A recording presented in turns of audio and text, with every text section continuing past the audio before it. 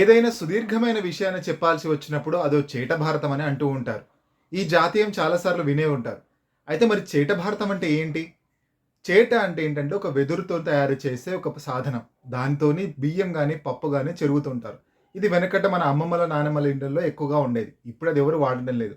అయితే ఈ చేట భారతం అని రావడానికి కారణం ఏంటంటే అప్పట్లో పూర్వకాలంలో భారతాన్ని చేట అంత సైజులో ఉన్న పెద్ద పెద్ద తాటాకుల మీద భారతాన్ని రాశారంట. సో, అందుకనే దాన్ని చేట భారతం అంటూ ఉండడం మొదలుపెట్టారు. అయితే అవి ఏంటి చదవడానికి ఇబ్బందనమాట. అంటే అంత పెద్ద ఆకుల మీద భారతం రాసినప్పటికీ అది చదవడానికి ఇబ్బంది. కేవలం చూసి మురిసిపోవడానికి మాత్రమే. చేటంతా ఆకుల మీద రాసిన భారతం కాబట్టి చేట భారతం అని అనడం మొదలుపెట్టారు. సో, 3 ముక్కల్లో ఏ విషయాన్ని ముగించలేనప్పుడు దాన్ని చేట భారతం అనడం పరిపాటిగా మారిందనమాట.